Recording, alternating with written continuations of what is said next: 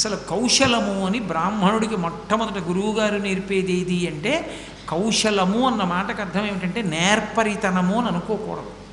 నేర్పరితనాన్ని కౌశలం అనరు. నేర్పరితనాన్ని కౌశలం అంటే దానికి అర్థం ఏమి ఉండదు. ఎందుకంటే ఆ నేర్పరితనము అన్న మాట అన్ని వేళలా అలాగే చెయ్యాలి అని ఏముండదు. అసలు నిజంగా చెప్పాలి అంటే నేర్పరితనం ఏ పరిస్థితుల్లోనూ విస్మరించకుండా చేయవలసిన వాడు దొంగ ఒక్కడే. 1000 దొంగతనాలు ఇంత సఫలంగా చేశాను, ఒక్క దొంగతనం ఏదో మామూలుగా చేశాను, దొరుకుతాను నాకు తెలియదని చేస్తాడంటే వీపు చీరేస్తారు. మిగిలిన 1000 కూడా బయటకు వస్తాయి. ఎప్పుడు చేసినా నేర్పరితనంతో చెయ్యాలి. అంటే నేర్పరితనము కౌశలము ఒక మాట కాదు.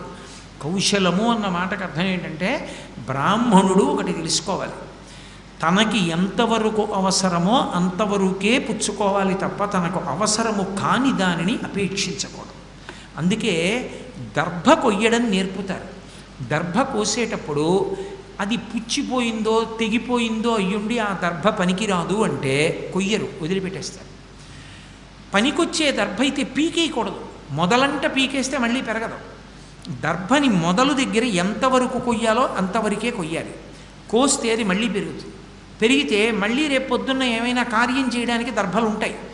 అందుకని దర్భని ఎలా కొయ్యాలో ఎంతవరకు అవసరమో అంతవరకు మాత్రమే కోసేటటువంటి విద్య గురువుగారు మొదట తన శిష్యుడికి నేర్పితే వాడు జీవిత పర్యంతము ఎంతవరకు సమాజంలోంచి భోగాన్ని తాను తీసుకోవాలో అంతవరకే తీసుకుంటాడు.